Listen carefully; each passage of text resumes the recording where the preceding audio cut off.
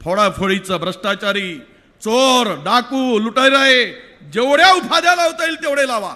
एवढं हे बदमाश सरकार महाराष्ट्राच्या इतिहासात कधी पाहिलं नाही.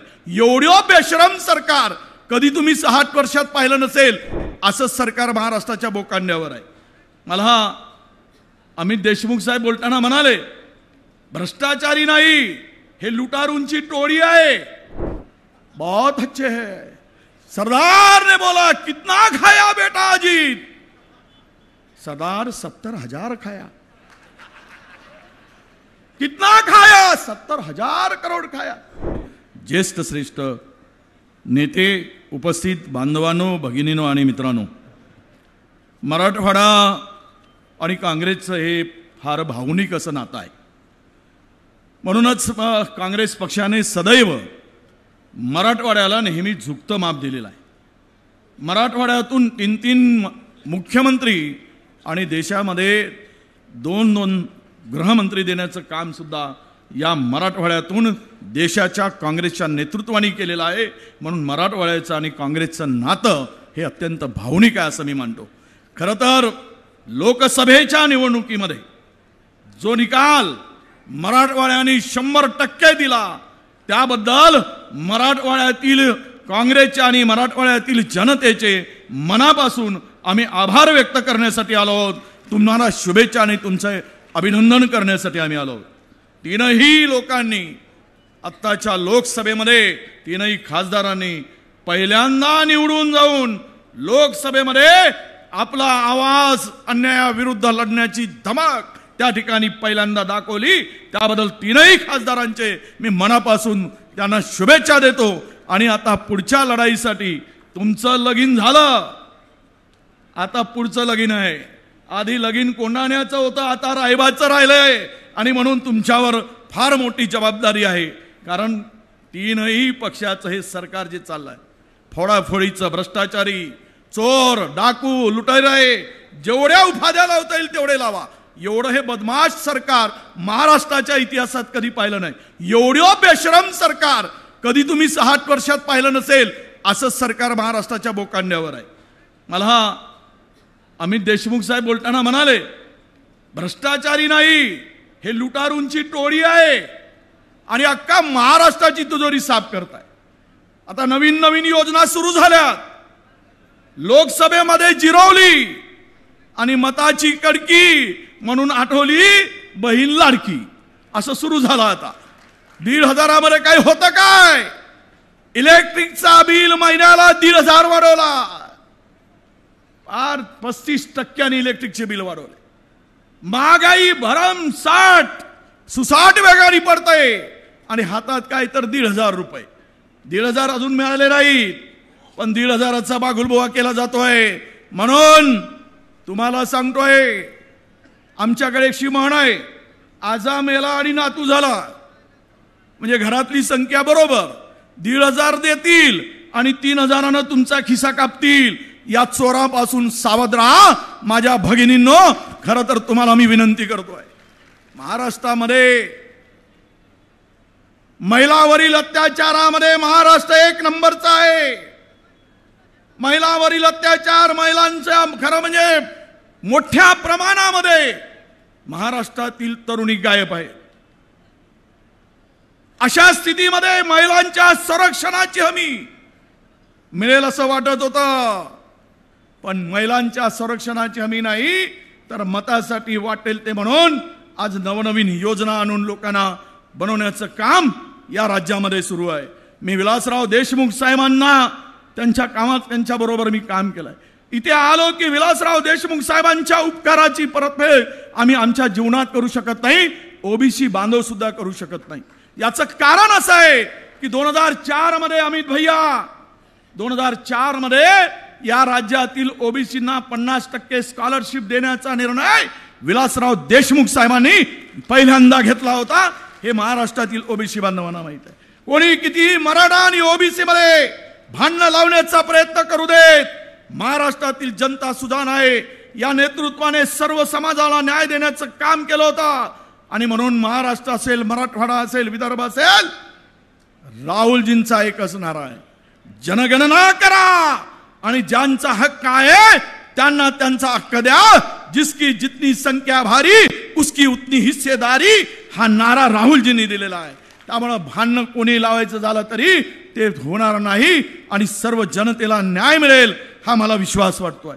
भ्रष्टाचार, महागाई, शेतकरी आत्महत्या आणि आज जे चित्र पार्लमेंटमध्ये तुम्ही पाहताय, लोकसभेमध्ये ज्या निधड्या छातीचा आपला नेता लढतोय, बिनधास्तपणे लढतोय, ते 56 इंचाची छाती म्हणे. काही जण म्हणे 400 पार, ले 400 पार. एक राहुल गांधींनी अशी जिरवली की 56 इंचची छाती 36 वर आली, बारीक बारीक होऊन गेली. वर मान करून बोलू शकत नाही. आता पळ काढावं लागतं. पार्लमेंटमध्ये आम्ही पाहिलंय, लोकसभेमधून घामसुरी मारते मोदींना, घामसुरी. राहुल गांधींचं नाव, पूर्वी त्या RSS वाल्यांना महात्माजी गांधींचं नाव घाबरत होते आणि आज मोदी राहुल गांधीच्या नावाने घाबरतात. ही खरी आपली जीत आहे आणि म्हणून ती 56 इंची छाती बारीक बारीक होत चालली आहे. कुठे दिसले छाती काढत होते, आता असे चालतात वाकून. ही गांधी किमया कोणाची असेल तर ही किमया आपले लोकप्रिय नेते राहुल गांधीची आहे. आणि महाराष्ट्र नव्हे देशामध्ये आज जे नाव जर चाललं असेल तर एकमेव नाव आहे, अगली आंधी केवल राहुल गांधी होगी. महात्मा जी के बाद अगर ये इतिहास लिखा जाएगा तो उसमें इतिहास में दूसरा गांधी है, राहुल गांधी होगा, यह आप कभी भूल नहीं सकते. म्हणून या सगळ्या परिस्थितीमध्ये तुम्हा सगळ्यांना विनंती, सर्व विदर्भ आपल्या मराठवाड्यातील 3ही जिल्ह्यातील लोकांना आम्ही विनंती करायला आलो. तुम्ही लिहून ठेवा, या शिंदे खोकेबाज सरकारचे दिवस भरले आहेत. भ्रष्टाचारी जेवढे होते तेवढे सगळे पळालेत, पार साफ झालेत. काल पाहिलं तुम्ही, लोकसभेच्या पूर्वी 70,000 कोटीचा भ्रष्टाचार म्हणून देशाचे पंतप्रधान आरोप करतात आणि 4थ्याच दिवशी त्यांना सोबत घेतात, खांद्यावर हात टाकतात, विचारतात कैसे हो बेटा अजीत, कैसे हो सरदार, बहुत अच्छे हैं. सरदार ने बोला कितना खाया बेटा अजीत, सरदार 70,000 खाया. कितना खाया, 70,000 करोड़ खाया. बेटा अजीत बहुत कम खाया, तो इधर आ जा, तिजोरी की चाबी ले जा, जितना खाना है उतना खा जा, कुछ हमको दे जा और कुछ थोड़ा बहुत शिंदे को भी दे जा. म्हणून तिजोरीची चाबी दिली.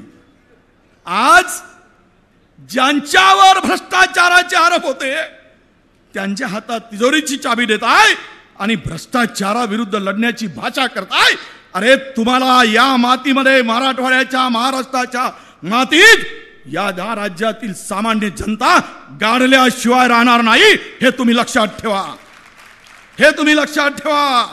आणि म्हणून शेतकऱ्यांना उद्ध्वस्त करणारं सरकार, सामान्य माणसाला उद्ध्वस्त करणारं सरकार, तिजोरीमध्ये खडखडाट असताना मतासाठी सरकारी तिजोरीचा उपयोग करून तिजोरी साफ करणारं सरकार. म्हणून या सरकारला घालवायसाठी आपण सर्व एका निर्धाराने, एका ताकदीनं आपण एकत्र या. मी तुम्हाला विश्वासानं सांगेल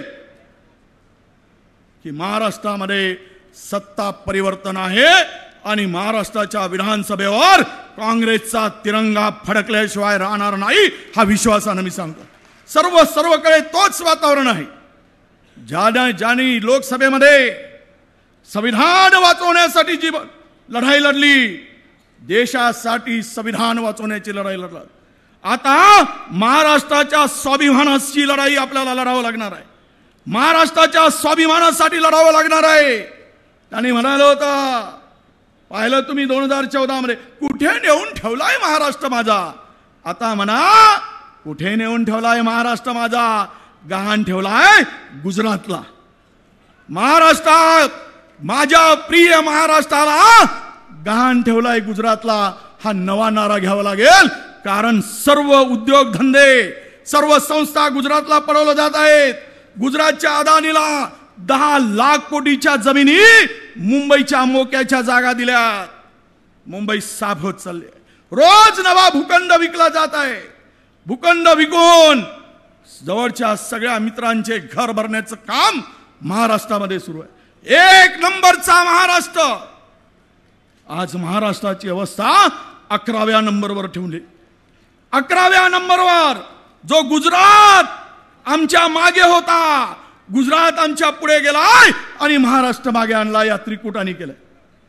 हेच भाई भाऊ दादा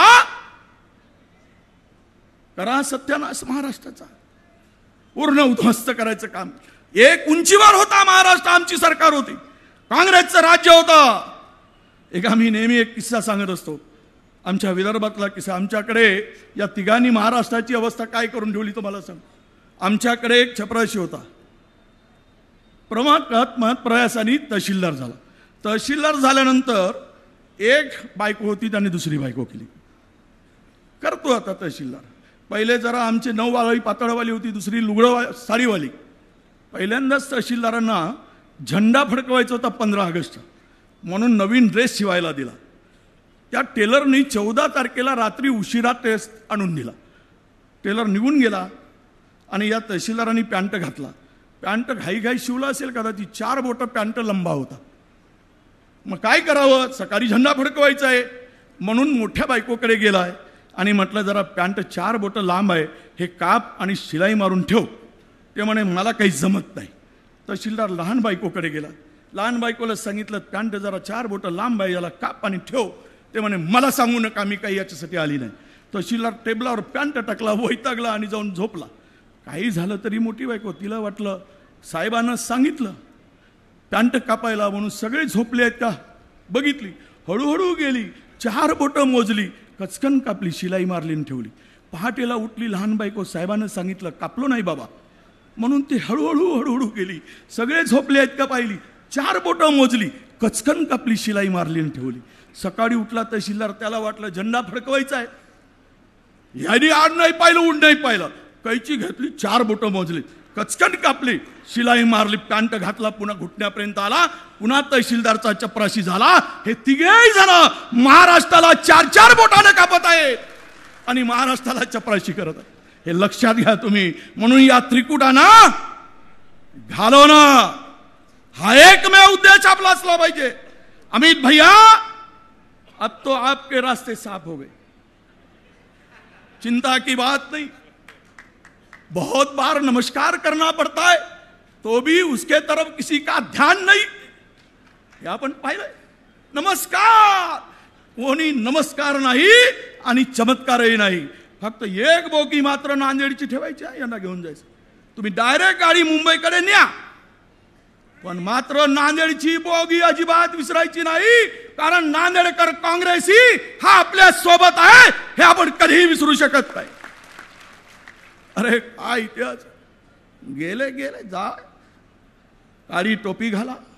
नशीब हाफ पॅन्टचे फुल पॅन्टवर यायला लागलेत काळी टोपीवाले, नाहीतर हाफ पॅन्ट घालून हातात काडी धरून फिरावं लागलं असतं.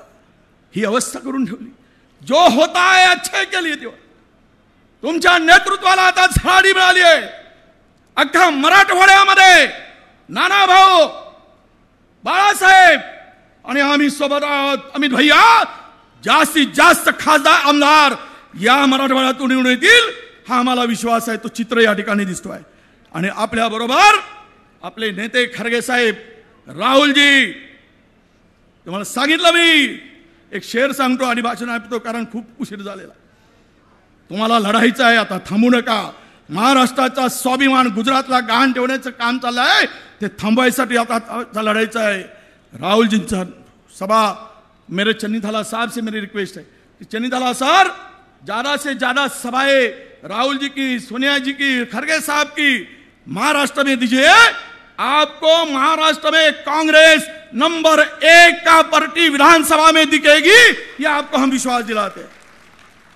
एक शायर कहते हैं राहुल जी के बारे में, क्या कहते, सूरज सितारे चांद मेरे साथ साथ रहे। क्या कहते, सूरज सितारे चांद मेरे साथ रहे, जब तक तुम्हारे हाथ मेरे हाथ में रहे।